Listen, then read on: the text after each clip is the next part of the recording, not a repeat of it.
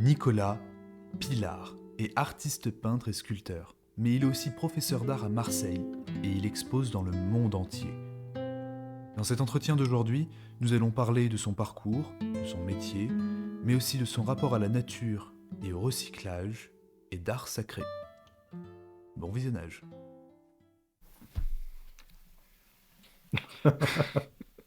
Ce qui est bien avec les artistes, c'est comme les enfants. On peut leur poser cette question-là et ils répondront peut-être plus ou moins sérieusement. Nicolas, c'est quoi ta couleur préférée? Non, c'est pas une question facile, hein. Ah ouais? Le violet. Vraiment? Ouais, ouais. Débrouille-toi avec ça. Non, c'est vrai, bah, tu travailles beaucoup avec le violet. Comment ça... C'est quoi ta relation? Non, je sais pas. D'accord. Après, le violet, c'est le bleu qui est une couleur froide, le rouge qui est une couleur chaude, et ça, c'est une couleur qui est pour moi ni chaude ni froide, qui peut très facilement être chaude ou très facilement être froide, qui est entre deux. C'est une espèce d'entre deux que j'aime bien. D'accord. Ouais, tu... Voilà. Et est-ce Mais que... c'est stupide, hein. Tu me poses Bah, une question basique, je te... question stupide, réponse stupide. Mais c'est pas si stupide que ça, parce qu'après, ça ouvre aussi sur ton rapport avec l'art. Là, tu me parles d'être entre deux au final. Ouais. Est-ce que pour toi, l'artiste doit être entre deux? Est-ce que c'est, est-ce que l'artiste, c'est celui qui est entre l'œuvre et le spectateur? Ou est-ce que il est... Comment tu positionnerais l'artiste? Et comment toi, tu te positionnes par rapport à tes spectateurs et tes œuvres? Non, moi, il me semble que le travail d'atelier achevé, une fois que tu mets une œuvre dans un lieu d'exposition, quand tu diffuses une œuvre, elle devient autonome. Ok, Tu n'as plus la main vraiment dessus, même si tu essayes de tenir d'une manière ou d'une autre un discours sur l'œuvre, ça te dépasse. Et puis, ouais, non, non, je pense qu'au bout d'un moment, enfin, tu peux être le médiateur de ton propre travail. Tu essayes toujours d'être un peu le médiateur de ton propre travail pour amener les gens à une certaine lecture, même si ça doit rester, à mon avis, très ouvert et très lâche. Mais tu t'as très pas la... lâche. Ouais, très, très souple, en fait. Comment ça? Je pense que on peut projeter dans une œuvre pas mal de choses et qu'il peut y avoir un, tout un faisceau de malentendus qui font la lecture d'une œuvre, qui sont des choses intéressantes. Enfin, je veux dire, Ouais. tu peux avoir une lecture sur mon travail qui n'est pas du tout ce que j'y ai projeté, C'est vrai et tant mieux. on est dans un de tes deux studios. Ouais. Tu peux nous le décrire? Qu'est-ce que tu fais dans celui-là Non, alors? ici, quand je me suis installé ici, j'ai eu la chance d'avoir deux lieux distincts. Avant, j'avais qu'un seul lieu. Et comme j'étais en train de multiplier les pratiques, j'ai fait pas mal de sculptures. Ok. Ça devenait problématique de faire de la peinture dans un atelier où tu fais de la sculpture parce que tu produis. Et puis j'avais même mon atelier d'estampes et ça devient problématique très rapidement de produire de la poussière dans un atelier D'accord, ok. pour la gravure en particulier, pour le dessin Hmm. et pour la peinture, c'est un problème. Donc j'étais content de faire un atelier de sculpture et un atelier propre qui pouvait être dédié au dessin et à la peinture. Mais au final, je pratique pas mal la peinture à côté. Je ne sais pas pourquoi. Et ici, c'est devenu l'atelier de dessin. Donc, j'ai de l'autre face à nous, là, On peut pas voir, oui. il y a une presse que j'ai pas utilisée depuis très longtemps. C'était mon atelier propre. Donc, D'accord. dédié au dessin. Et c'est pour l'expo que je suis en train de montrer en ce moment, là, Mhm. ça a été l'atelier où j'ai principalement bossé. Donc, Ouais. le dessin laborieux. C'est assez bizarre parce que du coup, l'atelier propre, c'est devenu un travail laborieux, puis à côté, c'est l'atelier un peu plus sale, et c'est là où j'ai des pratiques plus spontanées et plus instinctives, je sais pas. Mais je sais Ok. pas si c'est lié. J'en sais rien non plus. Mais t'as accroché certaines de tes œuvres au mur? Ouais. C'est pour quoi? C'est pour Il prendre n'y a des pas que photos? ça, C'est pour... c'est une pièce de... Alors, je sais pas C'est si pas, on la c'est voit pas à la moi. caméra. Bon, bah, tant pis. Ouais, non, je sais, Je sais qu'on voit ça. D'accord. Bah là, il y a un peu de tout. Il y a de la peinture, il y a du dessin, il y a de la Ouais. sculpture, mais c'est une sculpture que Philippe Cyrulnik disait être une sculpture de peintre. Parce que ça Pourquoi? reste des pièces qui sont accrochées à la paroi, accrochées au mur, Hmm. et qui peut-être d'une manière ou d'une autre tiennent un peu du tableau. En Ouais. tout cas, c'est des reliefs, c'est pas exactement des rondes bosses.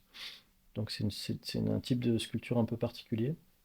D'accord. Et puis là, il y a des choses qui sont très, je sais pas si on les voit, hein, qui sont très graphiques, qui sont des lignes dans l'espace. Et Oui, c'est il y a je vois du fil de fer. ouais, du fil de fer, du grillage ici. Et l'idée, c'était pour une expo qui a eu lieu au château de Servières, qui était dans le cadre de la saison du dessin il y a quelques années. Ouais, J'avais montré des volumes en les appelant des dessins dans l'espace, tout simplement. Donc c'est des parties qui sont très très graphiques, des propositions très graphiques. d'accord. Elles ont beau être en 3 dimensions, elles tiennent du dessin plus que de la peinture ou de Ouais. la sculpture. Et donc toi, à la Enfin, base, tu es peintre, c'est ça? ouais, enfin disons que je suis artiste en fait, Ouais. j'ai beaucoup été peintre dans ma formation. À l'école d'art, je faisais beaucoup de peinture Mhm. et de dessin, pas du tout de sculpture. La sculpture, c'est venu après, c'est venu quand j'ai commencé à enseigner en école d'architecture. Ouais. Je me suis un petit peu, je me suis un petit peu intéressé à des problématiques spatiales. Qu'est-ce que ça veut dire de s'installer dans un espace en 3 dimensions, dans un lieu, Mhm. avec ses qualités spatiales et puis son histoire, ses qualités en tant que lieu. Ouais, Voilà. Donc après, j'ai un petit peu tenté des choses en sculpture. Mais, d'accord. et puis là, j'écris un petit peu en ce moment, donc je me sens ni peintre, ni sculpteur, je Ok, suis un peu tout ça. Je suis artiste. Ça va plus vite de le dire comme ça. c'est sûr. Revenons sur ta formation, du coup, Ouais. et peut-être même avant. Quand est-ce que tu as su que tu allais faire artiste? Bon, Est-ce que tu as un souvenir précis ou c'est juste une impression qui t'a toujours suivi? non, non, mais être artiste, non, il y a des choses qui m'intéressaient, puis des choses qui m'intéressaient pas quand j'étais lycéen. Donc je me suis, Ça remonte au lycée? ouais, ouais, ouais, bah, c'est des choix que tu fais à un moment donné. Moi, j'étais dans des filières scientifiques parce que j'étais pas un mauvais élève et que D'accord. c'était les filières royales. Et puis à un moment donné, ça correspondait pas à mes centres d'intérêt. Donc il y a des choses qui se décident à ce moment-là, je pense. Ok. Dans ce C'était que quoi tes centres d'intérêt à l'époque? J'étais un gros lecteur de bande dessinée, Ok. un gros lecteur tout court d'ailleurs, de littérature aussi. Hmm. Et donc je pense que j'étais travaillé par l'idée de la fiction, de raconter des choses et puis de produire des mondes. En fait, c'est un peu ça qui me fascinait chez les Ah, dessinateurs de bande dessinée, c'est qu'avec un crayon et du papier, tu produis un monde en fait. Et ça ouais. c'était quelque chose qui me fascinait. Tu lisais quoi à l'époque, tu t'en souviens? Ouais, toute la BD européenne, euh, Mobius, Mobius. Manara, Pratt, Ok. tous ces gens-là, quoi. Pourtant, au final, t'as pas fait de fiction. Bah, je pense qu'il y a de la fiction, mais elle est un peu plus, elle est un peu moins littérale en fait. Il y a Bon, là, je vais glisser sur l'expo Je t'en que prie. tu vas voir tout à l'heure, mais tu vois, Tu nous rappelles le nom de l'expo? il s'appelle Tourbillon dans les terres, à la galerie Territoire Partagé à Marseille. Ok. Et en fait, ça part un petit peu d'une idée, d'une lecture de Descartes. Moi, j'aime bien.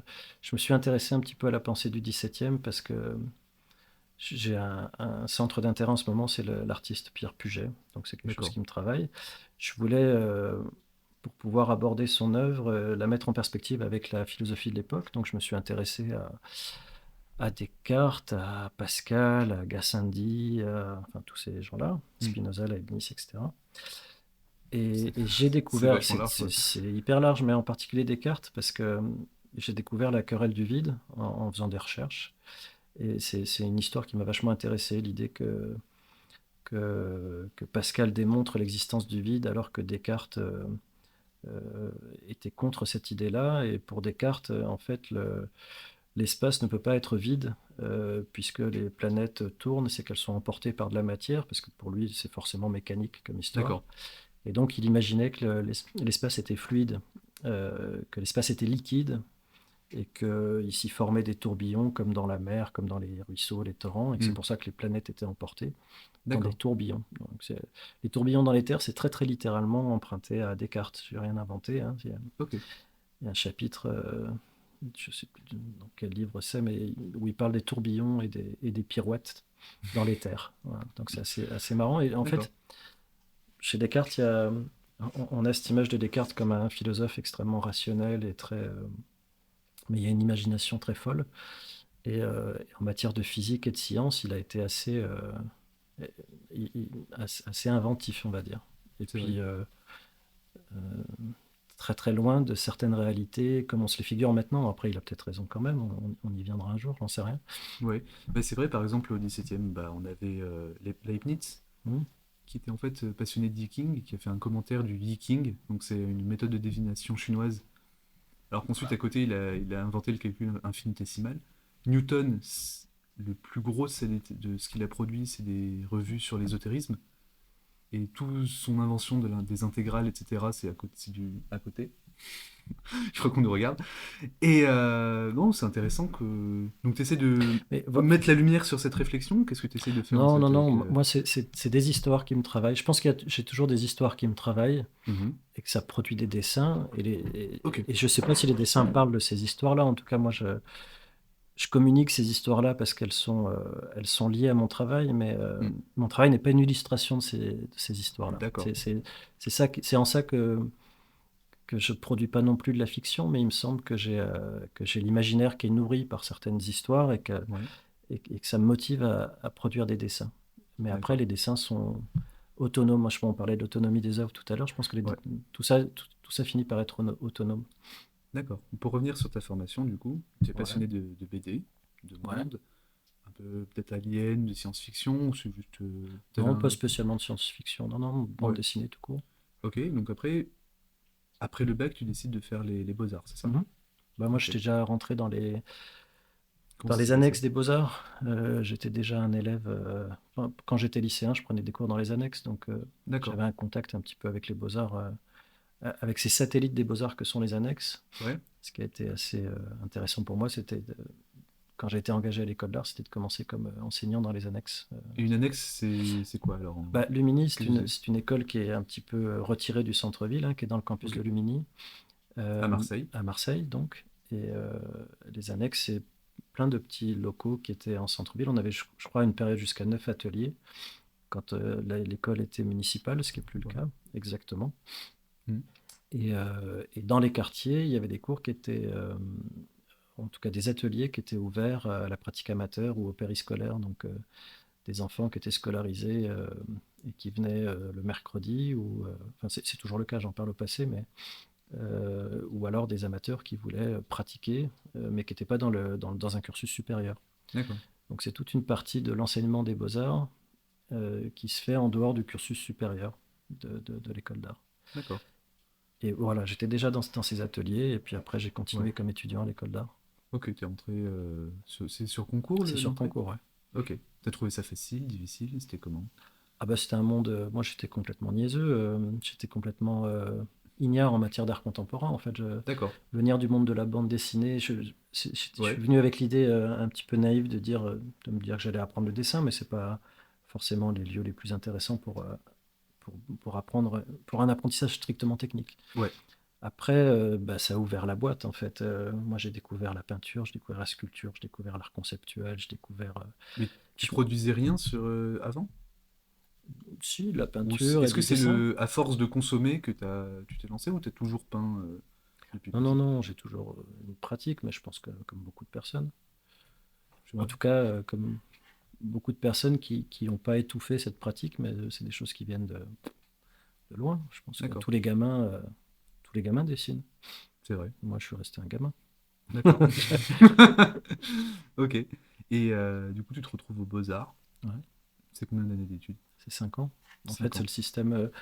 Les écoles d'art ont glissé sur les accords de Bologne, là, sur le système LMD. Donc, Oula. non, mais Non. t'as 3 ans pour faire une licence, 5 pour faire un master. Ok. Chez nous, ça s'appelle le DNA après 3 ans et Ouais. le DNSEP après 5 ans. Et après, on travaille la question du doctorat, mais c'est un truc Ok. en travail. Donc toi, t'es resté à l'école combien de temps finalement? Bah, 5 ans, enfin, je suis resté 3 ans. Ok.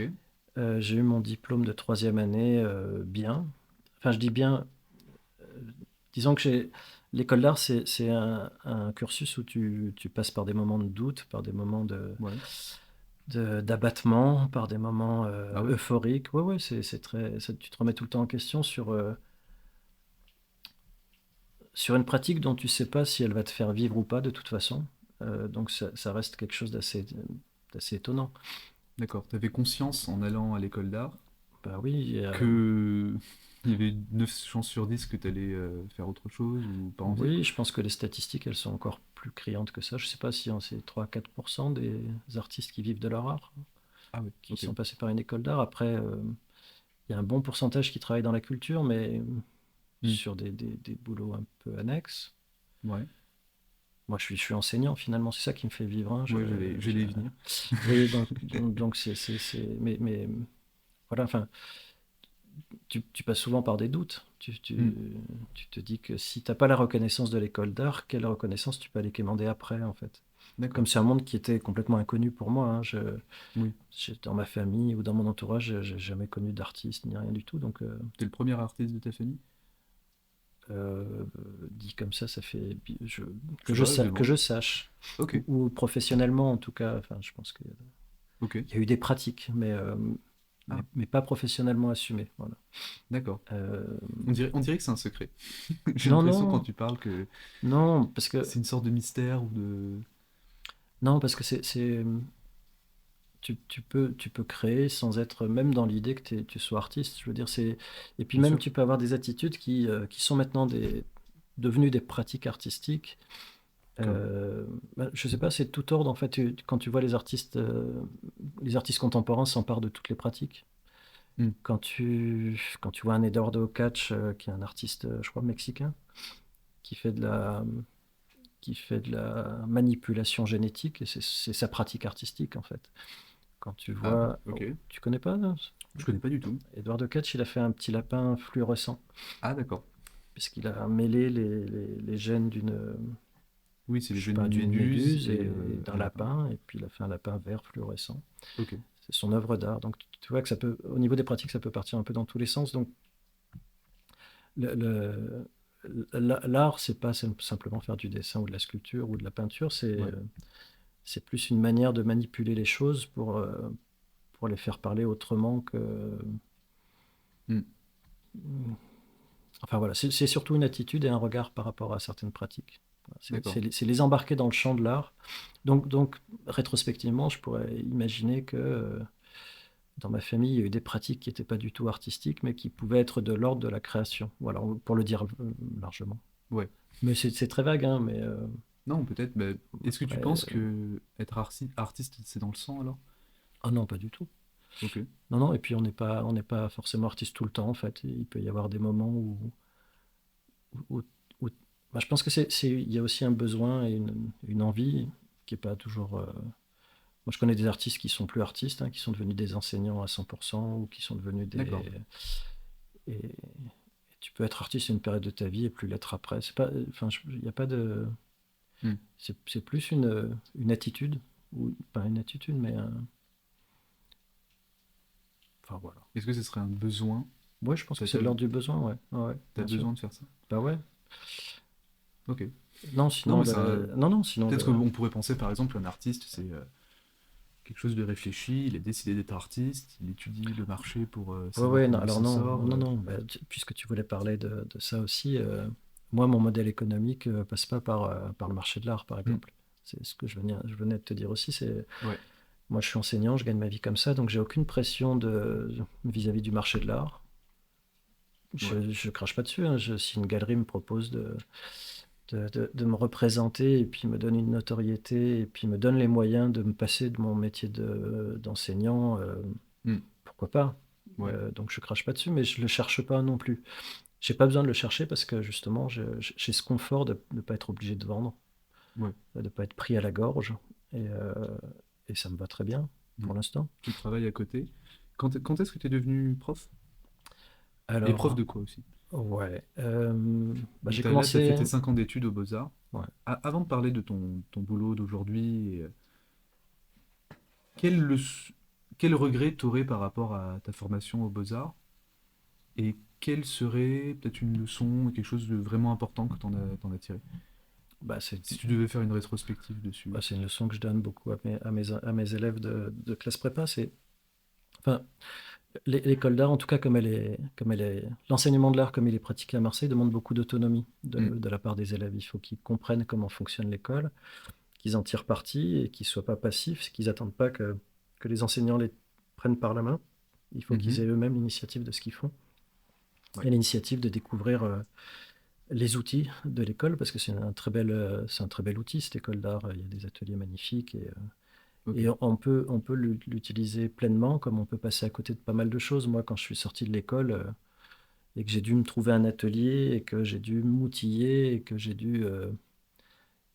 dû batailler pour avoir des choses enfin, pour lesquelles j'avais un accès facile à l'école, ben, je me suis rendu compte que je n'avais pas utilisé l'école à 100%, à plein Comment tu régime. l'aurais pu l'utiliser alors? Voler Ben, les outils non, non, non, en étant plus présent, en étant plus mature. Je pense que, tu vois, le fonctionnement de l'école, on demande beaucoup aux élèves de produire un projet pour pouvoir utiliser un outil. Hmm. Si tu veux aller en sérigraphie, bah, tu dois venir avec un projet. Si tu veux aller à l'atelier bois, tu dois avoir un projet. Hmm. Ce qui est normal, hein, parce que sinon on aurait du mal à gérer ces ateliers-là. Après, c'est difficile de formuler un projet quand tu connais pas l'outil. C'est vrai. Donc il y a une espèce de truc qui se mord la queue là. Il y a eu, enfin, ça a changé hein, l'enseignement. Maintenant, ça fonctionne pas de la même manière que ce que j'ai vécu en tant qu'étudiant, mais Ouais. il y a des semaines techniques, il y a un apprentissage technique qui est un peu mieux assumé, en tout cas qui est remis en question et qui se cherche. Mais toute la difficulté, c'était ça. Moi, si j'avais été un peu plus mature sur ce que je voulais faire et ce vers quoi je voulais aller et plus lucide sur les outils dont j'avais besoin, bah, j'en aurais plus profité. Hmm. D'accord. Donc aux Beaux-Arts, tu peignais surtout là-bas? Oui, Ouais. Toi, mais j'aurais c'était. dû faire tout. Ouais, ok. Mais voilà, voilà. Ok. Et c'est à la fin un regret, une leçon du coup. Ouais, moi je pense qu'il faut être. Mais en peinture, t'as dû beaucoup apprendre, t'as appris de la technique ou t'as plus surtout appris à. Qu'est-ce que tu peux apprendre aux Beaux-Arts? Parce que les Beaux-Arts, c'est une école de. C'est un peu. Aujourd'hui, c'est de l'art contemporain qui est là-bas. Si tu fais de la peinture là-bas, peut-être que tu fais de l'art contemporain. Je sais pas, en fait, c'est un peu mystérieux ce qui se passe à l'intérieur. Donc toi, qu'est-ce que t'as fait? Et maintenant que t'es presque dedans, Moi, comment ça se moi passe? je suis arrivé à une période où la peinture on commençait à déverrouiller le couvercle qu'on avait mis sur la peinture. En fait, Il y avait un il y a- couvercle? oui, il y a une période où la peinture a été très ringardisée dans les écoles d'art et c'était très dur d'être peintre en fait. Euh, Ah. C'est c'était, en c'était quelle une- époque à peu près? Tu as des dates? je dirais dans les années 80, enfin fin des années 80. Moi, c'était début 90. Voilà, j'étais étudiant en Ok. début 90.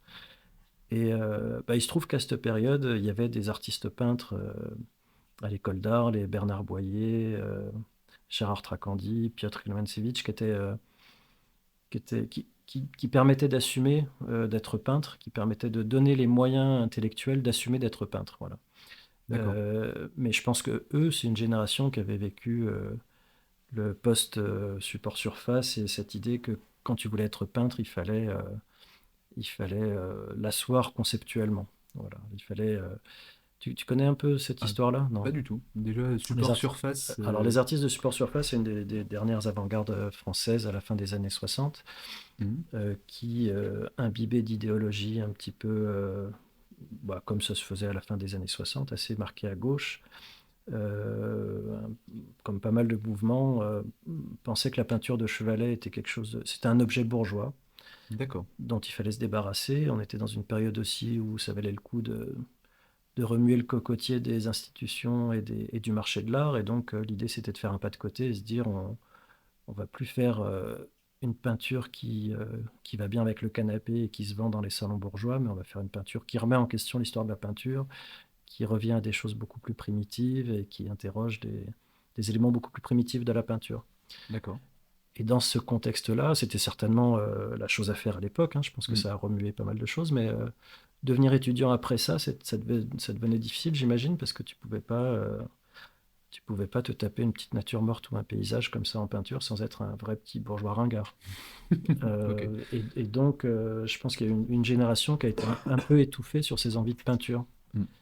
Euh, mais peut-être que... Mais pas toi. Toi, t'as Non, tenu la peinture, moi, c'était. c'était la génération qui suivait. Donc, Ok. ces artistes se libéraient un petit peu de ces histoires-là. D'accord. Ils sont restés peintres malgré tout.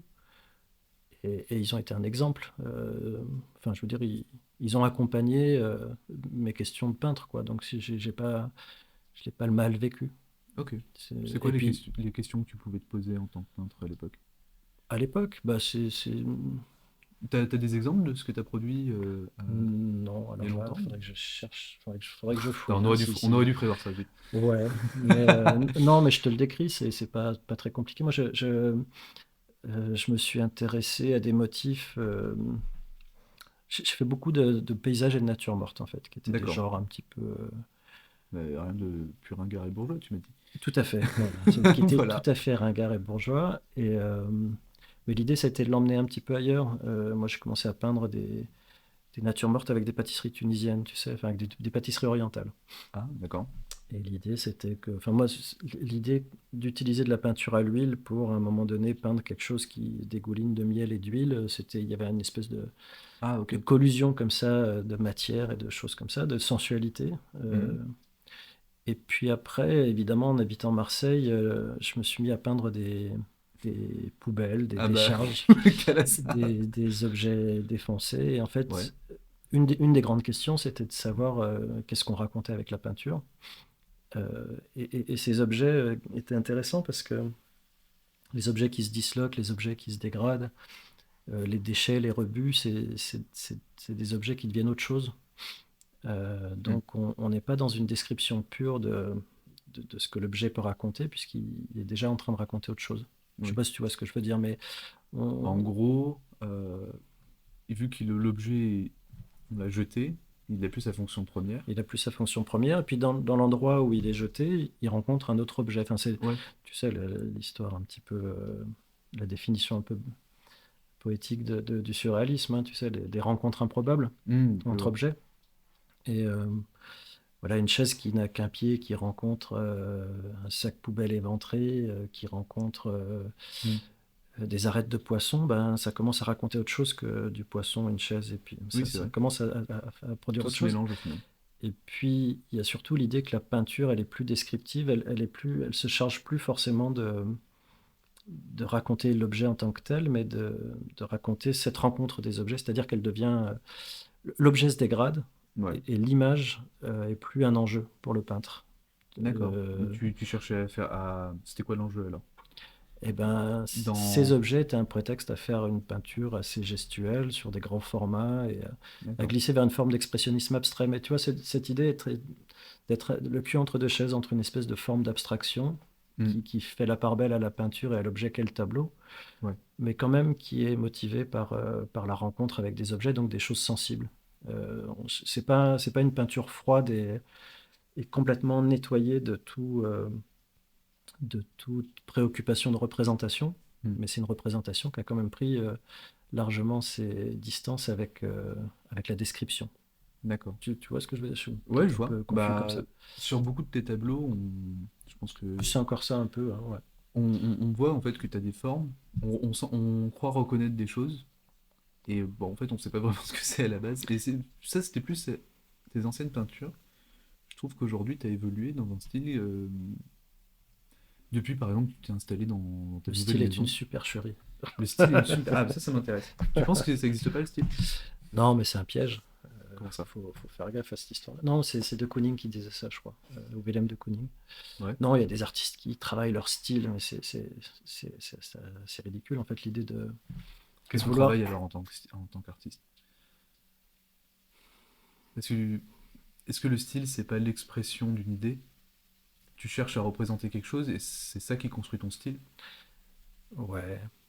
Enfin, je Non? sais pas, là, on risque de s'embourber dans des débats pas très intéressants, mais Non, je sais pas. non, non, il y a des artistes qui ont, qui ont essayé de.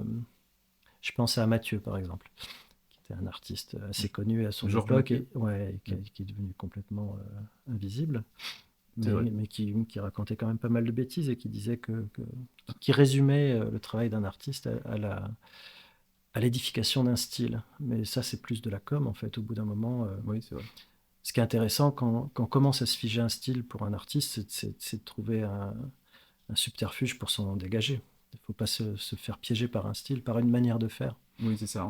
Et je, En- je pense que ce qui rend vivant ce qui fait de l'art, ce qui rend vivant une œuvre d'art, Ouais. c'est justement de ne pas rentrer dans une routine et de se Mm. faire tout le temps bousculer et de tout le temps trouver les moyens de déporter son travail, en fait. D'accord. Et quand tu es obsédé par cette idée de style, tu fais exactement l'inverse. C'est-à-dire que tu veux imprimer une marque et il n'y a plus que ça qui prend le dessus sur tout le reste. Et c'est très problématique. En quoi c'est Maintenant, problématique? Parce que par- bah, on- tu te caricatures toi-même, en fait, au bout d'un oui, au moment, final, je ça devient pense. creux, Regarde c'est l'œuvre de ennuyeux. Mathieu. Oui, c'est vrai, au final, c'est Voilà. triste à dire, mais Et de Kooning, c'est un exemple quand même assez passionnant de quelqu'un qu'on identifie à une certaine manière de faire, mais quand tu regardes son œuvre, elle a sans arrêt évolué, mm, et elle a sans arrêt bougé, il a sans arrêt testé, inventé des choses. Il me semble que voilà, c'est l'antithèse de l'aventurier, l'artiste qui a un style. d'accord, je vois. Tu vois, c'est quelqu'un qui est dans ses pantoufles et qui refait son truc. Enfin, je sais pas. C'est très piégeant. Après, on a des manières de faire qui sont récurrentes. Il y a quelque chose qui est toujours Et récurrent, oui. oui, oui, tu te départis pas de ça, ça te construit, mais il faut s'en méfier perpétuellement, je pense. D'accord. Se méfier de soi-même.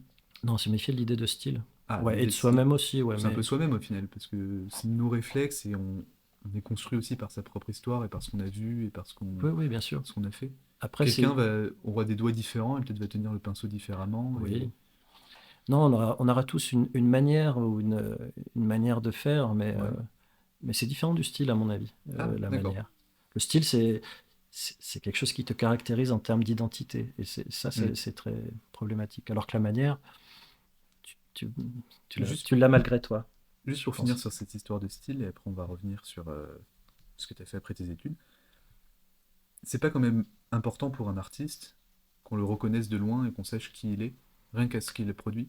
Mondrian n'est pas Mondrian Ouais, bah si on ne reconnaissait pas ce qu'il faisait. Kooning pareil, Basquiat pareil.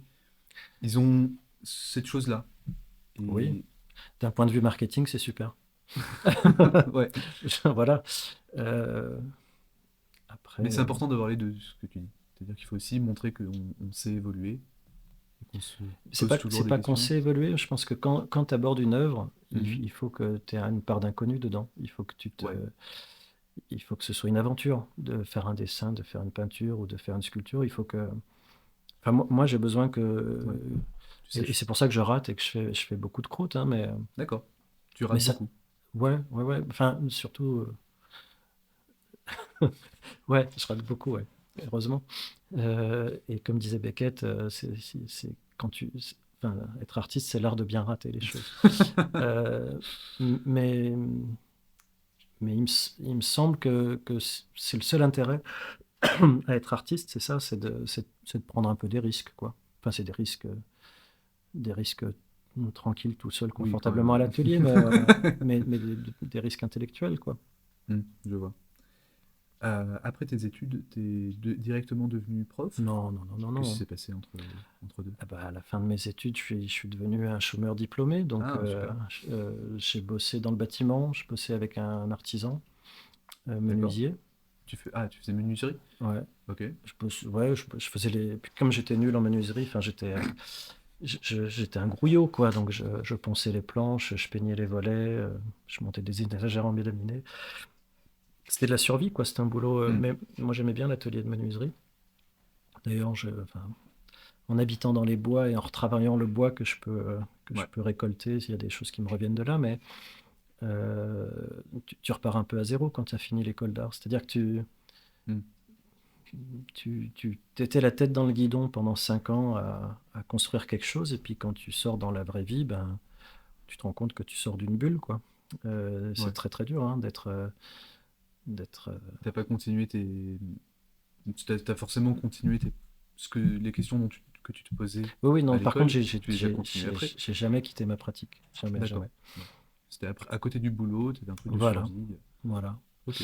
Euh, Après, j'ai eu la chance d'être embauché comme médiateur culturel dans une galerie associative. C'était la galerie Artena avec Régine Dottori. D'accord. C'était en 2001 et 2000, j'avais ok. quitté l'école en 98. Donc pendant 3 ans, c'était 3 ans d'errance professionnelle à faire des petits Hmm. boulots et à bosser dans le bâtiment. Et puis après, en devenant médiateur culturel et en travaillant dans une galerie d'art contemporain, ben, je me suis recentré sur. J'avais un boulot au quotidien qui était directement lié à ma pratique et D'accord. lié à mes compétences d'une certaine manière, donc ça m'a redonné un coup de fouet. Ok, ça t'a motivé. C'est important Ouais, pour toi d'avoir un métier qui est en rapport avec ce que tu aimes faire? Je sais Ou- pas, ça doit dépendre des... Oui, Bah, pour enfin, toi, pour toi, c'est important. dans le monde de l'art, enfin, de toute façon, il faut que tu pénètres un réseau, il faut que tu connaisses les acteurs, il faut que... Donc forcément, travailler dans le monde de la culture te permet de rencontrer les bonnes personnes. Mm. Je pense que c'est très très difficile pour un artiste. La chose la plus difficile pour un artiste, c'est ça, je pense. Se faire remarquer. C'est le côté relationnel de la chose. Enfin, D'accord. certains sont très à l'aise avec ça. Moi, j'ai toujours été assez nul avec ça. Donc, c'était bien d'avoir un métier qui m'obligeait à rencontrer Ouais. d'autres artistes, des institutionnels de la culture ou des Mm. galeristes, enfin des acteurs de la culture. D'accord. Donc ça aide, évidemment. Et d'ailleurs, c'est grâce à ce boulot que, de fil en aiguille, un de mes anciens enseignants, Bernard Boyer, m'a proposé de devenir assistant dans l'enseignement qu'il avait à l'école d'architecture. Donc je suis devenu assistant à l'école d'architecture. Assistant, mais comment tu étais remplaçant? Non, non, C'est quoi non, assistant? Ça sert à quoi un non, assistant? il avait, disons qu'il avait une classe les profs c'était l'ATR, Art et Technique de la représentation. Donc les artistes, l'expression plastique, comme elle était enseignée en architecture Mhm. à Marseille à cette époque-là, mais je pense que ça a continué un petit peu. Sur ce modèle, on avait une promo de 200 élèves qui était divisée par 4. Donc Ouais. on avait 50 élèves. On avait une classe de 50 élèves à gérer. D'accord. Donc évidemment, un enseignant, 50 élèves, c'est un ratio irrationnel. Oui. Donc chaque enseignant titulaire avait un assistant ou une assistante. D'accord. Et c'est comme ça que tu deviens le porte-parole, le grouillot, l'aide des élèves, quoi. Ok. Donc tu passais Euh, entre les tables, tu disais oui. fais ça, non ça c'est nul, arrête. Comment Bah, t'approches Non, non, ce travail-là? tous ceux qui n'osaient pas demander à Boyer exactement les directives, ils venaient me voir. Les plus timides venaient me voir comme un grand frère, parce que j'étais jeune à l'époque, j'étais plus proche en âge des étudiants Ouais. que des profs. Donc tu passes le relais comme ça, quoi. Tu es un peu D'accord. le porte-parole de l'enseignant et puis le conseiller des élèves. Ok. Et puis de fil en aiguille, j'ai enseigné j'ai été assistant d'enseignant, pas assistant, j'ai fait des vacations à la fac. Chargé de cours, Ok. voilà, j'étais chargé de cours à la fac en arts plastiques. Et puis j'ai passé les concours et j'ai fini par être assistant à l'école d'art, Ok. titulaire, assistant, et donc Il à fallait prendre enseigner dans les il fallait ateliers, dans les passer à annexes. travers des concours pour avoir ça. Bah, pour moi, ça s'est passé comme ça. Après, ouais, D'autres c'est du piston. Non, enfin, non. Non?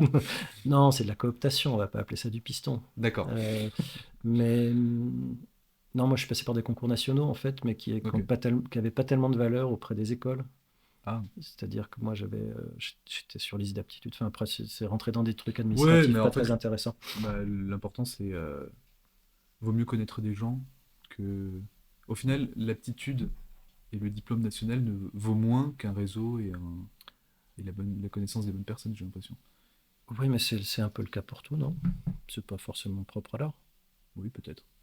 Après, il y a des gens qui ont des compétences, qui n'ont pas les diplômes et qui s'en sortent. Des gens qui ont des diplômes qui s'en sortent pas, et il y a tous les autres cas inverses aussi. Enfin, D'accord. mais ouais, il y a une histoire de réseau. Je pense que le réseau professionnel, c'est pas propre à l'art, mais c'est vrai que c'est Mm. assez fort dans l'art. Ouais. C'est assez fort, oui. D'accord. Et donc aujourd'hui, tu es installé dans le sud de la Euh, France. ouais. Bah, Après, j'enseigne là où j'ai été élève, en fait. Ah ouais, Je suis ok. pas évolué, quoi. Donc le prof a. Si, t'as évolué, t'es prof maintenant. Ouais, C'est bon, maintenant c'est toi qui surveille. Tu fais quoi non, en prof? c'est pas surveiller le poste de prof. Non, mais je rigole, mais c'est pour. Non, non, ouais, moi Parce que je m'imagine peut-être que vous êtes tous dans un atelier comme ça, les élèves ils font des trucs et tu passes entre les rangs pour voir ce qu'ils font, comment ça se passe? non, dans le meilleur des cas, je passe pas entre les rangs. C'est des échanges qui sont sollicités par les élèves. D'accord, Non, moi je m'occupe de la classe prépa. ok. La classe prépa prépare au concours d'entrée dans les écoles d'art. Mm. Donc l'idée c'est d'amener nos élèves à expérimenter un maximum de choses, à réfléchir, à prendre de la distance par D'accord. rapport à ce qu'ils produisent. Donc nous, on leur fait des propositions de sujets ou de pratiques. Mhm. On les embarque dans une histoire et puis on fait du suivi de projet. C'est un peu ça l'idée. L'idée, D'accord. c'est qu'ils deviennent le plus autonomes possible. Pour Ouais. revenir à ce que je te disais tout à l'heure, Mhm. moi, ce qui m'intéresse, c'est que mes élèves fassent pas l'erreur que j'ai faite, c'est-à-dire d'arriver trop trop innocents dans une école d'art qui te demande quand même pas mal de maturité. Ouais. Donc, on leur fait tester plein de choses. Comme ça, quand ils arrivent dans l'école d'art, ils savent mieux vers quoi ils veulent aller et ils utilisent mieux l'école. Les écoles dans lesquelles ils vont. Parce qu'évidemment, Mm. nos élèves ne vont pas forcément à Marseille. Ah ouais? Non, non, on est Non, ils une partent prépa nationale. D'accord. Après, vous passez dans d'autres écoles d'art. Ah, en général, nous, on incite nos élèves à passer au moins 5 concours. D'accord. Oui, c'est beaucoup. Donc, ouais, c'est plus facile en dématérialisé maintenant. Oui. Ah, c'est vrai que c'est C'est tout. des entretiens. Enfin bon, je ne sais pas si ça va perdurer, mais ces dernières années, avec la pandémie, tout était passé en visio. Donc, D'accord. tu reçois les jurys dans ta chambre. Bah écoute, c'est intime. Tu peux leur présenter tes trucs. Mais tu découvres pas l'école. Voilà, Oui, c'est c'est sûr. nous qui rentrons dans les chambres des candidats et plus les candidats qui rentrent à l'école. Ça fait bizarre. Ouais, c'est vrai. Je sais pas si c'est là. Mais bon, voilà, ça évoluera. C'est une situation d'urgence. Et t'enseignes un truc en particulier, du coup? Bah non, parce que moi je suis très. Quand j'ai enseigné à l'école d'architecture pour passer les concours, et puis aussi parce que ça m'intéressait intellectuellement, moi je me suis lancé dans une thèse. En fait, j'ai refait un parcours universitaire Mhm. et j'ai fait une thèse en sciences de l'art sur la conception architecturale comme sujet, donc pas sur mon travail. Ouais. Donc du coup, j'ai une approche assez théorique. Moi, la théorie m'intéresse beaucoup, l'histoire de l'art, l'esthétique, la philosophie m'intéresse. Ouais. Donc j'ai cette approche théorique. Je suis peintre, je suis dessinateur, je suis sculpteur, donc ça me donne pas Mm. mal un éventail de possibilités au niveau des. Ok. Donc je suis à la fois dans la pratique et dans la théorie. D'accord. Beaucoup dans la pratique, hein, je suis surtout artiste. Bah oui, c'est sûr. Bah, tu te définirais avant, comment dire, tu te définis comme un artiste avant de te définir comme un prof d'art. Ah oui, oui, je suis un artiste qui enseigne. Enfin, la définition des profs d'école d'art, en fait. On est d'abord des artistes Mm. qui enseignons, pas des profs qui ont éventuellement une activité d'artiste. D'accord. Quand tu passes le concours d'entrée, quand tu passes les concours nationaux enfin, on est les jurys sont assez attentifs à ton parcours d'artiste, en fait. Et Ah, d'accord, oui. ça me semble être une chose intéressante et importante que les enseignants soient engagés professionnellement comme artistes. D'accord. Enfin, voilà. Ok. Non. C'est la différence avec les facs, peut-être. Mais Mm. bien que je dise ça, il y a beaucoup d'artistes qui enseignent en université. Ouais. Ah, donc une fac, c'est plus théorique, elle. Ils vont faire plus de l'histoire de l'art, ils vont faire plus de... Bah, de fait, parce de que philo. nous, on a quand même des ateliers. On a des ateliers. Mm. À la fac, il n'y a pas vraiment ça. Il y a des salles de cours, surtout. D'accord. Alors, je pense qu'il y a des choses qui s'adaptent un petit peu à la pratique artistique. En tout cas, moi, la fac, comme je l'ai connue en tant qu'enseignant il y a une quinzaine d'années maintenant, Ouais. n'était pas pourvu d'ateliers. Bon, je pense que les choses ont évolué, mais je sais qu'il n'y a pas. Il n'y a pas un atelier métal avec une forge, il n'y a pas un atelier céramique avec des fours, il n'y a pas un atelier de sérigraphie. Enfin, les élèves en art plastique à la fac, ils bricolent, quoi. Ils sont obligés, les pauvres. D'accord. Ouais. Une Oui. école d'art est beaucoup plus fondée sur la pratique. Mm. D'accord. Et une école d'art, c'est privé, alors? Pas du tout. Ah, je Non, demande. non, on est une Parce que école. je me dis peut-être que c'était un défaut de l'État et que vous pouviez Non, contrebalancer ça par le financement. Non, pas du tout. non, non, le paysage de l'enseignement artistique en France est assez complexe, en fait. Ah, Tu vois, on a l'art plastique qui s'enseigne à la fac et en même temps, on a des écoles d'art. Donc, les universités sont sous l'égide du ministère de l'Éducation, je pense. d'accord. Alors que nous, on est sous l'égide du ministère de la Culture. Donc, c'est Mm. déjà un truc un peu une spécificité française. Ouais. Il y a pas mal de pays où, en fait, l'enseignement de l'art se fait dans les universités. Nous, on a les écoles d'art en plus. Mm. Il y a énormément d'écoles d'art privées qui se sont montées. Il y a des écoles d'art, il y a des écoles d'art appliquées. Enfin, tout ça, Ouais. c'est assez complexe, en fait. Tu C'est vrai conseillerais que quelqu'un de faire une école d'art ou une fac d'art? tout dépend de son. Est-ce que c'est important au final pour être artiste et pour si on a envie d'être artiste au quotidien? Je pense qu'il y a on fait des rencontres dans une école d'art. Mm. C'est toujours une question qui est prégnante, quoi. Est-ce que l'art s'enseigne? Je ne sais pas si c'est l'art qu'on enseigne dans les écoles d'art, mais c'est tout le reste. C'est-à-dire qu'on enseigne des techniques, on enseigne le jugement sur l'art, on fait Mm. des rencontres, on échange des idées.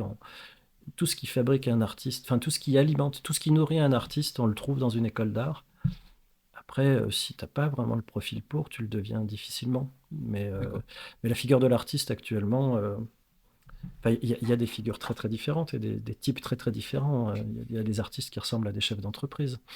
Il y a des Oui, artistes qui ressemblent à des publicitaires. Il y a des artistes qui sont voilà, l'image de l'artiste 19e romantique souffreteux, c'est plus tellement ça. ça n'existe plus, ça, tu penses? Si, ça doit exister, mais c'est plus l'unique manière d'incarner l'artiste, Hmm. surtout. Mais D'accord. je pense que c'est dommage de passer à côté des rencontres qu'on fait dans une école d'art. D'accord. C'est surtout pour ça, en fait. Oui, je pense. Mais faire une école de commerce, si t'as pas l'âme d'un commercial, tu l'apprends pas, en fait. Je pense que... Moi, je me souviens... Alors, je connais un ingénieur qui disait qu'on n'apprenait rien dans les écoles Je sais pas qui c'est. d'ingénieurs. Non, je ne sais pas de Je qui tu parles. pense que c'est pareil. Un type qui, dans une école de commerce, il se crée un réseau, je pense. Ouais. Euh, mais s'il n'a pas la fibre, il devient... Hmm. Il perce difficilement dans son métier. D'accord. Enfin, je crois. Je Ok. sais pas. Donc ensuite, donc aujourd'hui, tu es installé dans la forêt. Tu es passé des poubelles de Marseille aux branches mortes et aux feuilles, Au etc. compost. Au compost. Comment ça se passe un peu cette transition Est-ce que c'est quelque chose que tu as toujours souhaité? Tu l'as découvert plus tard? Alors, ça a été progressif parce que j'habitais le centre de Marseille et puis Hmm. on s'était déjà mis en périphérie de Marseille, dans le quartier du Merlan. Ouais, Donc on était encore à la ville sans être au centre-ville. d'accord. Donc on a continué à se déporter. Après, Et petit à petit, ouais. Après moi je vis une ça peut- expérience magnifique ici parce qu'on a un espace important. Hmm. On essaye de créer un espèce d'écosystème. On se nourrit de ce qu'on cultive. Ouais, je vois. Tu vois, j'en suis même à me dire, je vais utiliser le bois qui pousse ici pour fabriquer des sculptures et je foutrai Ouais, plus les pieds chez le roi Merlin. Tu vois, il y a un peu des choses comme ça qui se passent un peu. ouais, Et puis c'est surtout, enfin, je pense que tu es dans une ambiance et dans un environnement qui transparaît dans le travail. Moi, je pense que toute ma peinture d'accord, de ces dernières années, c'est habiter ce lieu qui le produit, quoi. d'accord.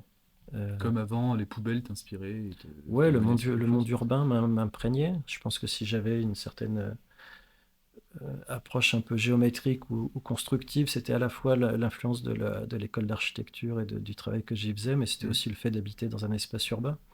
Ouais, Ici, je suis face à des végétaux, à des formes organiques, à des lambeaux de brume qui se déchirent dans la forêt, à d'autres ambiances qui finissent par trouver une forme plastique en peinture ou en dessin, d'accord.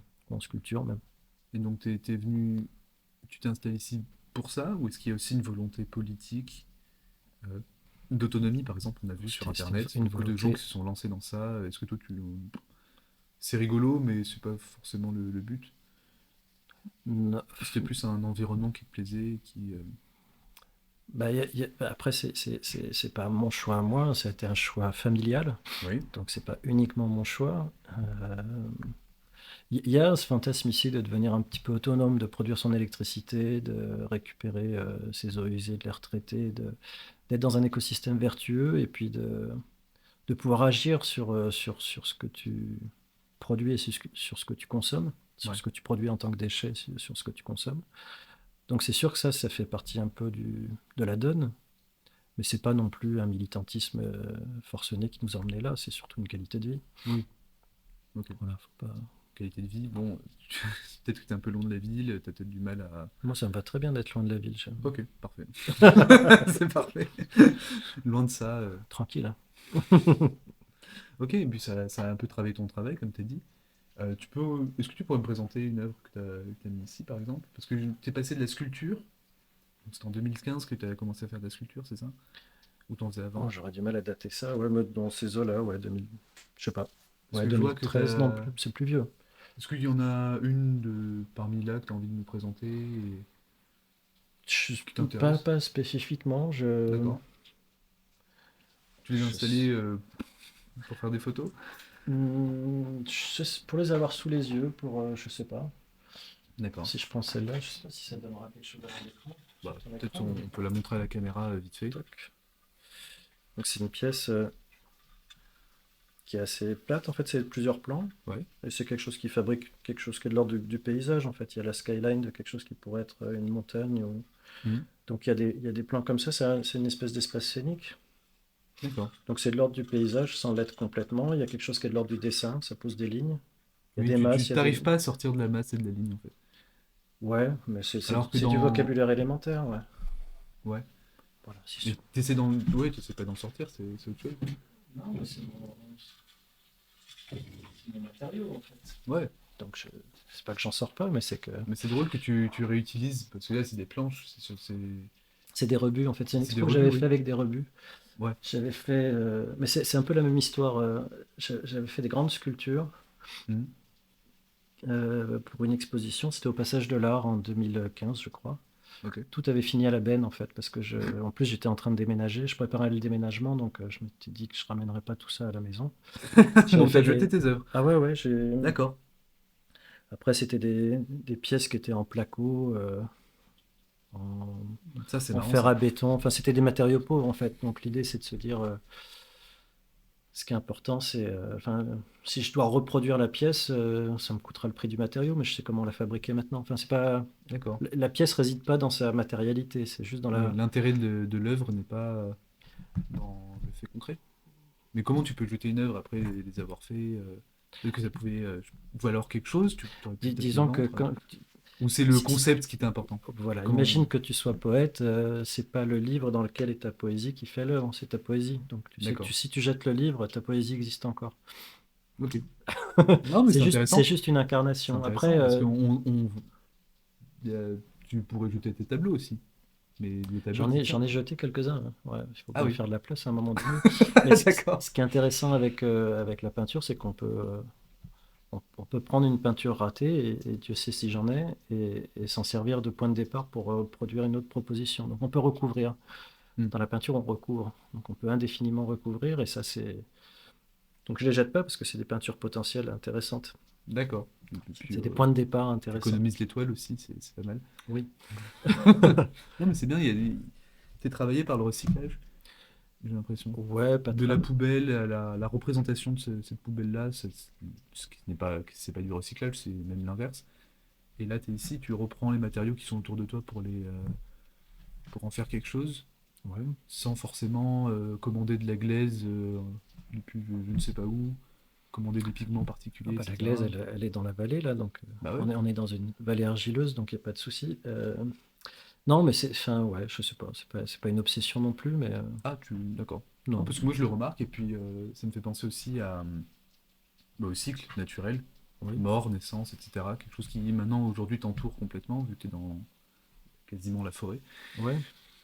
Bah, Peut-être que c'est quelque chose de... tu te rends compte de ça quand même.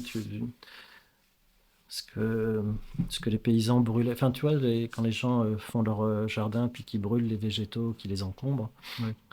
c'est assez étonnant. Moi, je broie tout, et ce broyat, ça devient le compost pour faire pousser d'autres choses, et Mm. tu te rends compte que les déchets ont vachement de valeur, en fait. Ouais. Euh, mais ça, c'est un lieu commun De l'écologie. Mais de l'écologie, ouais. peut-être les gens qui nous écoutent le savent. Pas forcément. Pas forcément. C'est des poubelles en plastique. Pour beaucoup, comment dire, il n'y a pas une charge symbolique forte qui ferait qu'on en fasse une nature morte. Et peut-être que même les utiliser en tant que tels, c'est peut-être pas intéressant pour beaucoup. Ouais, enfin, C'est aussi intéressant. moi, j'ai pas peint des poubelles littéralement, parce que la poubelle en soi, Non, c'est pas un truc qui elle te servait de m'obsède, mais support. ouais, c'est l'idée de... C'est les rebuts, en fait, l'idée Ouais. des rebuts. Alors, il y a une définition qui... C'était un leitmotiv dans les cours de Boyer quand il parlait de l'origine étymologique du mot maquette. Mm. Il disait que maquette, ça venait de macula, ça venait de la tâche, et qu'une maquette, c'est surtout quelque chose qu'on fait avec des rebuts. D'accord. Donc ça, c'était une histoire intéressante de se dire, le rebut peut être le matériau et l'expression de quelque chose. Mm. Donc quand j'ai fait ces petites sculptures, il y avait un peu cette idée-là de... Enfin, tu sais, c'est un peu compulsif. Moi, dans l'atelier, c'est un vrai bordel parce que je jette rien, ça peut toujours servir. C'est le truc Mm. à la noix qui fait que tu finis par être enseveli par plein de choses qui t'encombrent, qui Ouais. servent surtout à t'encombrer. Mais euh, c'est Tu as du mal à jeter? bah non, Bah non, parce ça va que beaucoup mieux maintenant. c'est fait à l'idée. Non, mais c'est surtout, enfin, tu vois, cette espèce d'angoisse de la page blanche, là, tu vois, le truc que décrivait Deleuze comme étant une Peut-être- Ouais, tu T'as sais, déjà vécu une page blanche devant une toile ou ça t'arrive régulièrement de pas savoir quoi créer? non, non, je suis assez décomplexé par ça. Enfin, D'accord. tu commences par une tâche, en fait, tu commences par un rebut. C'était un peu l'idée de ces sculptures, c'était de dire, j'ai déjà un point de départ, il est donné. Hmm. Donc, qu'est-ce que je fais à partir de ça? Ouais, Ça, c'est assez intéressant. T'as pas à te poser la question de quoi je pars, tu l'as sous la main. ouais, En peinture, c'est pareil. Moi, je pose une grande tache de peinture, je ponctue, je scanne un peu l'espace avec des taches de peinture, et puis je vois ouais. comment je tricote pour que tout ça soit articulé ensemble. Donc, moi, j'ai mes stratégies maintenant. Cette histoire de la page blanche, Ah, ok. ça Donc, n'existe pas. tu développes des stratégies pour pouvoir créer, pour pouvoir Oui, te bien mettre. sûr. Comment est-ce que tu peins? Ou comment est-ce que tu crées? Est-ce que tu as une ambiance particulière, une manière de travailler particulière? Tout à l'heure, tu as parlé que tu avais deux ateliers séparés, Ouais. chacun avec une utilité différente. Moi, j'écoute beaucoup d'audiolivres. D'accord? Donc, j'écoute beaucoup de littérature.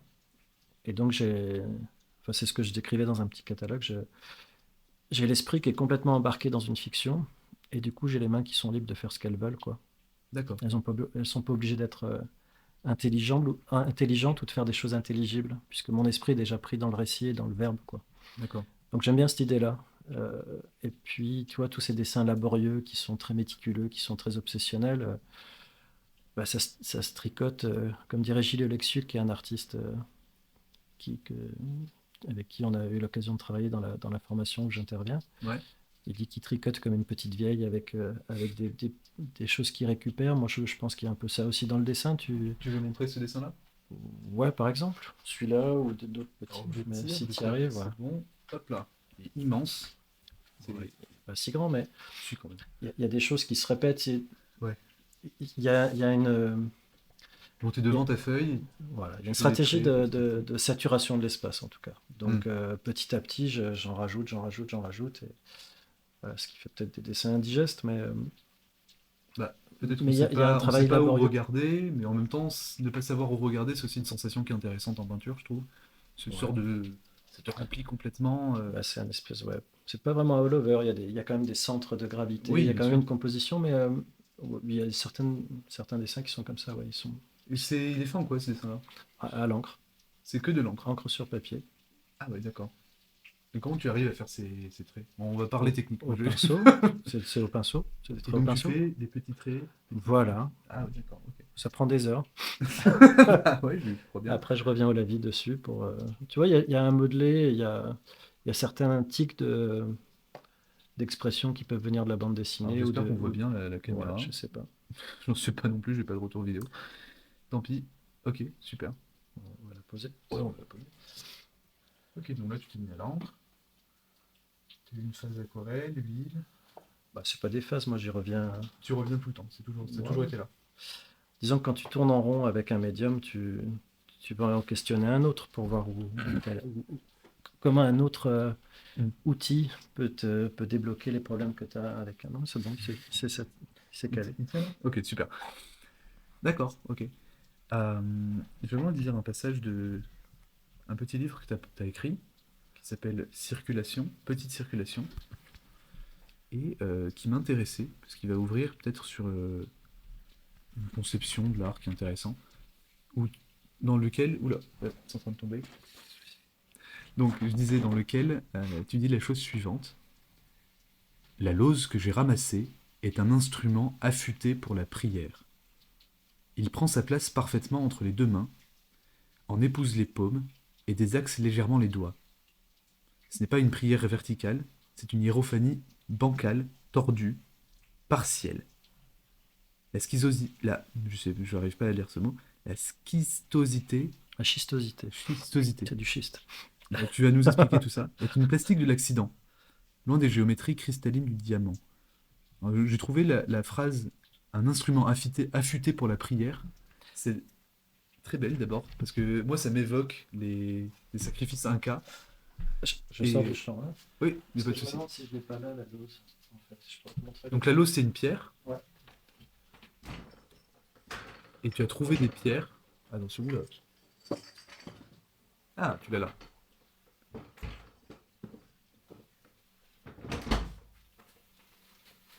Si tu veux prier. Ah, c'est pour prier ça? Comment tu la tiens alors? Non, mais en fait, Comment tu tiens cet instrument pour prier? comme ça, pour faire une prière tordue. Ah, je vois. Mais bon, non, ce que je trouvais fascinant dans cette pierre, c'est que elle a une texture très très belle, elle est très argentée, elle est brillante, Ouais. donc c'est d'abord l'œil qui est attiré, mais en Ouais. fait, dès que tu l'as en main, elle a une douceur, et il y a quelque chose de très tactile qui se Oui. passe. Et on voit qu'elle est ondulée aussi, on dirait un peu de la tôle. Et ça me rappelle une de tes sculptures derrière, où tu utilises beaucoup de tes sculptures utilisaient de la tôle. Ouais, Peut-être que ça t'a rappelé ça aussi. ouais, je sais pas. D'accord. Ou la tôle m'a rappelé la pierre, je sais pas. Mais Ouais. là, ouais, moi, je parle de son profil d'huître parce que tu as Oui, toute une c'est. sédimentation Oui, toute une qui se sédimentation. fait. Enfin, tu as l'impression de tenir une chose qui s'est construite sur des millénaires et des millénaires, en fait. C'est le cas. C'est le truc qui est très fascinant avec ce genre d'objet. Ouais. D'accord. Et à partir de cet objet-là, donc et de tous les autres cailloux que tu as trouvés partout, tu as construit ce livre-là. Et Ouais. justement, c'est pour ça que je voulais te parler avec toi de ton environnement de travail, de nature, de recyclage. J'ai l'impression, avec aussi des dessins comme ça, que tu te concentres sur ce qui se cache en dessous, sous la terre, et pas forcément des feuilles, des fleurs, etc. Ouais. Il y a ce côté un peu, je ne saurais pas dire le mot, peut-être abysséen, Hadès, les enfers, tout ça. Qu'est-ce que tu essayes de chercher Non, c'est plus. Moi, je pense que j'ai trouvé une connexion avec André Masson, qui est un grand peintre surréaliste, Mhm. qui, euh, qui s'est mis à peindre les flux qui traversent les choses, en fait. Cette idée de se dire. Enfin, si tu regardes un peu la peinture d'André Masson, il y a un peu ça. Il y a une espèce de circulation, une espèce de mouvement perpétuel qui traverse les choses et les objets et les espaces dans sa Ouais, peinture. Et moi, il me semble que c'est un petit peu ce qui a fini par me travailler, c'est de, c'est de matérialiser les choses un peu invisibles qui nous traversent. Alors, d'accord. dit comme ça, c'est un peu con, hein, Attention. mais Tu crois aux énergies et au magnétisme, ce genre de choses? absolument pas. Mais Ok. non, Non, il y en a beaucoup qui y mais croient et qui. la question, c'est pas de savoir si j'y crois ou si j'y crois pas, mais disons Ouais, que d'un point de vue poétique, ça me parle.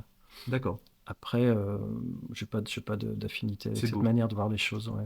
Mm. Mais tu peux pas ne pas être sensible à la gravité terrestre, à la matière noire qui est censée nous traverser, au Mm. bombardement de photons qu'on se prend, aux ondes. Là, Ouais. on parle d'Internet, on parle mais tu vois, les ondes radio, les choses. Enfin, on est Ouais, ouais. traversé en permanence par des flux de choses, enfin des flux. Voilà, le vent, comment, tu vois, là aujourd'hui il pleut, donc Mm. la terre va être ravinée par l'eau, donc il y a des flux d'eau qui sont en train de remodeler le paysage. Enfin, c'est des choses très bêtes comme ça. Ouais. C'est aussi simple que ça. Toutes les forces qu'ont fabriqué cet objet, par exemple, c'est quelque chose qui me fascine, Mm. qui m'interroge et sur lequel j'ai aucune certitude ésotérico, mystico, quoi que ce soit, D'accord. scientifico, quoi que ce soit. C'est juste une chose qui m'étonne et qui me questionne. En fait, D'accord. l'objet de ce livre, c'était un peu ça, c'était de parler d'expériences esthétiques qui se passent en dehors de l'art. D'accord. C'est très nourri par Goethe, hein. Moi, j'aime beaucoup chez Goethe la capacité qu'il a à s'étonner de beaucoup de choses et à se passionner par beaucoup de choses. Mais c'est vrai que regarder une graine germer, une plante pousser, regarder un objet comme cette pierre et voir un peu en Mm. quoi ça nous questionne. Je sais pas, il y a des arbres ici qui doivent avoir 500 ans dans la forêt. Ah oui, d'accord. Qu'est-ce qu'on est par rapport à ces trucs-là, quoi. Enfin, je serais mort, ils seront toujours là. Je sais pas, les oliviers qui sont dans leur livret, là, je sais pas quel âge ils ont, ce qu'ils ont vécu et comment ils vivent l'espace, mais en tout cas, ils sont Mm. sur un espace-temps tellement différent du mien que ça m'étonne, quoi. Ouais. Voilà. Mais Est-ce que, au final, tu parlais d'exploration, de création de monde, est-ce que tu essaies pas. Est-ce que, à travers ta peinture, tu n'essaierais pas de comprendre justement ce point de vue des plantes et la manière dont qu'elles ont de fonctionner, ouais, si on peut différentes pas de nous? comprendre le point de Est-ce vue des que. plantes. Ouais. Non, non, c'est quelque chose Tu peins pour qui est. comprendre ou tu peins Non, pour. non, c'est fondamentalement étranger. Je Mhm. peins plus pour interroger mon rapport à cette étrangeté, quoi. D'accord. Tu vois, ça sera toujours étranger. C'est un peu comme se poser la question du sens de la vie. C'est une question qui n'a pas de sens. Ah Enfin, ou bon? qui n'a pas de sens.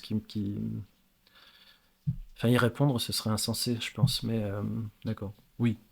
Mais c'est face à l'étrangeté de cette situation que Que faire face à... voilà, que tu déploies des choses absolument... euh, Tu crées, quoi. ouais, mais je voulais poser un adjectif qui me vient pas. Désolé. Ah, c'est pas grave. C'est le Dérisoire, des choses dérisoire. dérisoires, comme C'est des les œuvres verres de d'art. vin qu'on s'est pris avant. Ouais. Ça doit être ça. D'accord. Mais Voilà, il y a quelque chose de dérisoire dans la vie, il y a quelque chose d'encore plus dérisoire dans l'œuvre d'art. mhm. C'est C'est ça, vrai que c'est... voilà, c'est une manière de travailler le côté dérisoire de nos existences, l'art. C'est un peu ça, quoi. Il me Avant de semble. repartir sur une question profonde comme ça, j'ai envie de rebondir sur les événements récents qui ont eu, toujours sur l'écologie, etc. Il y a un mouvement qui s'appelle... euh, je ne me rappelle plus, mais il y a un mouvement écologiste qui intervient dans des musées pour jeter de la peinture ou des Ouais. soupes sur les œuvres. Est-ce que tu as un avis sur ces actions-là? Est-ce que tu penses, une opinion, quelle qu'il soit? Non. Non? Tu... Ça t'étonne pas, toi, en tant qu'artiste? Beaucoup de gens ont été outrés par le fait que des gens jettent de la peinture ou de la soupe sur des Bah, œuvres qui sont déjà protégées. de la soupe, c'est pas très grave, si. Mais enfin, Bah, si moi, ça ruine l'œuvre. moi, Il y a une tentative de destruction d'un patrimoine, c'était des Rembrandt, c'était des Van Gogh. bah, c'est pour dénoncer une destruction en même temps. Donc, d'une Ouais, certaine manière, le message est légitime. Enfin, d'accord. l'action, l'action est légitime. Le côté radical peut l'être aussi. Après, je pense pas que les œuvres d'art. Enfin, je sais pas si c'est la bonne cible, hein. Hmm, En tout cas, si ça fait réagir, je crois que le but est atteint par les gens qui ont fait l'action. d'accord. Moi, je suis pas. Non, c'est Alors, vrai. il y a une chose qui m'étonnera toujours, et Mhm. je suis évidemment attaché et fasciné par l'art, mais je suis pas obsédé par la possession de l'œuvre. Tu vois, j'achète pas d'œuvres d'art. J'ai eu la chance d'échanger avec des amis artistes et je suis très heureux d'avoir leurs œuvres. Ouais. Mais je comprends pas les collectionneurs en fait. Ah, d'accord. Et, Pourtant, tu et collectionnes toi tes propres œuvres au final. Tu fais ta par propre défaut collection? parce qu'elles m'encombrent maintenant. Je préférerais les vendre et les donner. Ouais. Mais je suis pas spécialement. Je suis attaché parce que évidemment j'y ai investi beaucoup de choses émotionnellement dedans. Hmm, Mais je sacralise pas l'œuvre d'art indéfiniment. Non, je suis pour qu'on défende notre patrimoine et je suis pour qu'on détruise pas les œuvres et je suis pour ça, ouais, évidemment, mais ça m'obsède pas non plus. d'accord. On a une question dans les débats, c'est une Dans les question débats que tu organises quand on organise à dans l'école tes d'art, cours. ouais, c'est Mhm. faut-il garder les traces de dégradation? Oui, Euh, Il y a il y a des œuvres qui ont été dégradées pendant la Révolution française. Tu as pas mal d'églises où tu as des vandalismes qui ont été commis, oui. mais ces vandalismes maintenant font partie de l'histoire et on n'a jamais restauré ces œuvres Hmm, parce qu'elles portent l'histoire. Enfin, la dégradation fait partie de l'histoire de l'œuvre finalement. Tu vois, on revient un peu sur cette histoire d'autonomie. L'œuvre, ouais. elle nous échappe au bout d'un moment, elle fait partie de l'histoire. D'accord. C'est très con ce que je te dis, mais c'est pas grave. Non, c'est vrai. C'est con, mais c'est vrai. Parfois, parfois la vérité, c'est con. Ok, très bien. Pour revenir sur cette pierre, cette lose, tu dis que c'est un instrument de prière. Est-ce que... Et je dis ça parce que c'est toi qui m'as conseillé de lire Mircea Eliade, Le sacré et le profane, Mhm. pour mieux comprendre l'art. Au début, je n'avais pas compris, c'était il y a 3 ans que tu m'avais conseillé ça. Et au final, je comprends un peu mieux. Est-ce que tu considères... Donc là, tu as dit que non, tu ne considérais pas comme l'art comme sacré, mais dans le sacré et le profane, Mircea Eliade expose un peu cette notion de différence de lieu. Par exemple, quand on entre dans une galerie, c'est un lieu complètement hors de ce qu'on a l'habitude de vivre, de profane. L'œuvre en soi, c'est un monde qui est différent. Il y a une question de peut-être d'ordre étrange, de révélation de quelque chose qu'on ne voit pas, d'invisible. C'est quoi ton rapport avec le sacré au final? Non, non, enfin, moi, il me semble qu'il y a une énorme collusion entre euh, l'objet sacré et ce qui est de l'ordre du sacré et ce qui est de l'ordre de l'œuvre d'art. En Hmm. fait, n'importe quoi peut devenir sacré, c'est une chose qui me fascine assez, c'est-à-dire qu'on le nom de Dieu pour les Hébreux, c'est un mot qui est sacré, on ne peut pas le prononcer comme ça. Enfin, c'est un mot, c'est sacré. Il y a des arbres dans certaines religions qui sont sacrés, il y a des territoires qui sont sacrés, il y a n'importe quoi peut devenir sacré en fait. Il y a des rituels et des gestes qui sont sacrés.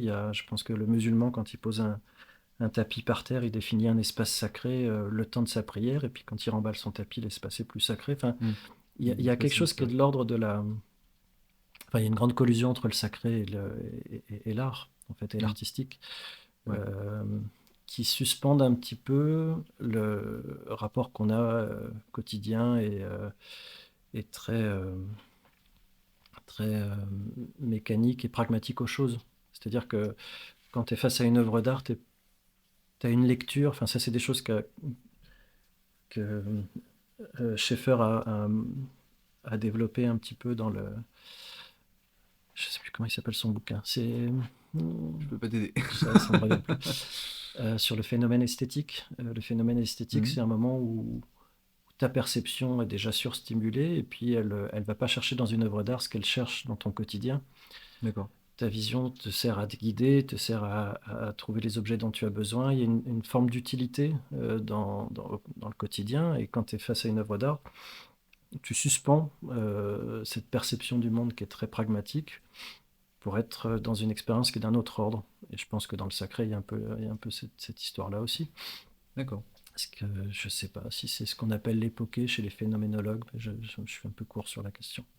Ok. Oui, il y a un rapport. Mais du coup, il y a un rapport entre l'art et la religion. La religion a toujours utilisé l'art. Est-ce que l'art, ce serait peut-être un outil de transcendance ou comment tu... Parce que j'ai à la fois l'impression que c'est ça que tu ressens avec tes œuvres quand tu les crées, parce que tu veux révéler des choses sur le monde, et en même temps, tu les jettes comme ça, tu as fait des sculptures, tu les fous à la benne. Il y a pas cette... elles sont plus sacrées au final. Elles sont sacrées Non, mais ça dépend pendant un temps. ce que tu appelles... ouais, elles continuent d'être sacrées, même si elles sont à la benne. D'accord. Ça n'a pas de... Oui, Dieu continue à être sacré alors Qu'on l'a mis à la benne, alors qu'il est mort. Ah oui. Euh, Je ne sais pas comment répondre à ta question en fait. Quelle est la question? Quelle est la question? Je voulais savoir peut-être une réaction, ce genre de choses. Tu crois en Dieu ou non? Non. Tu restes très matérialiste, très J'ai aucune concret. éducation religieuse. D'accord. Je me suis beaucoup intéressé à ça parce que justement j'étais très curieux, Ouais. puisque j'avais aucune éducation religieuse.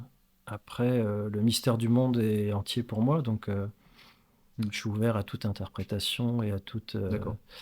Mais alors, tout ce qui est de l'ordre de l'institution religieuse me rebute fondamentalement.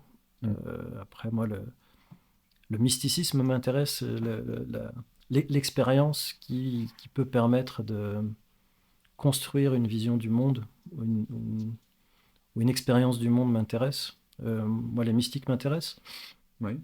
Tu Je aurais sais des pas. références en mystique Non, mais quand les soufis dansent, je ne sais pas ce Ouais. qui peut se passer dans la tête, l'esprit d'un danseur soufi. J'ai jamais essayé. Non, c'est pas mon truc. Après, quand un chaman prend des drogues hallucinogènes, ou quand voilà, c'est ou quand... Oui, la prière, par exemple, c'est quelque chose qui m'est très étranger. J'en parle Ouais. parce que c'est quelque chose qui m'étonne. Moi, j'ai D'accord. jamais prié, je prie pas vraiment, Mm. à moins de considérer chaque œuvre comme une prière. Oui, je vois. C'est des prières laïques, en fait. Mm. Ouais, je sais pas si je réponds à ta question. Non, mais Ça ça reste intéressant. C'est une pente savonneuse, là. Ça venait? Pourquoi ça te gêne? Non, ça me gêne pas. Non, on peut continuer à parler de ça, si tu veux. Non, mais c'est juste pour avoir un peu une réponse à cette question. Bah, très bien, merci. Oh, tu veux dire quelque chose? Non. Non, te retiens pas. Non, vas-y. Très bien. Bah, peut-être une dernière question avant de finir cet entretien.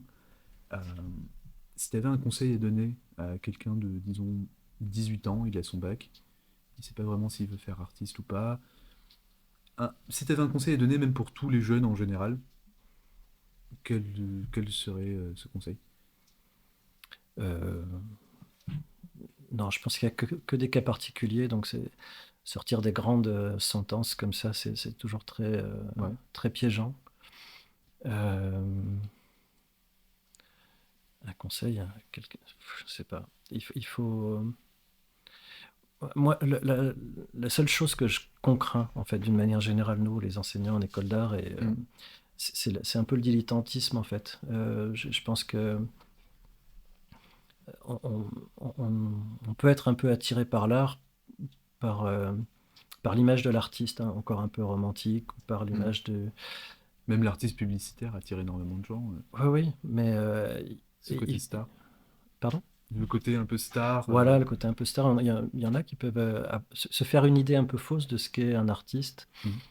du modèle économique des artistes. Enfin, c'est la galère d'être un artiste. Ça, c'est un truc qu'il faut savoir, quoi. Donc, Ouais. quand on s'engage dans cette voie-là, il faut pas être naïf avec toutes ces questions-là. Donc, il faut un peu pousser faut aller un peu au bout des choses. D'accord. Et puis, il faut pas s'en empêcher quand la chose, elle est prégnante. Moi, je pense que quand...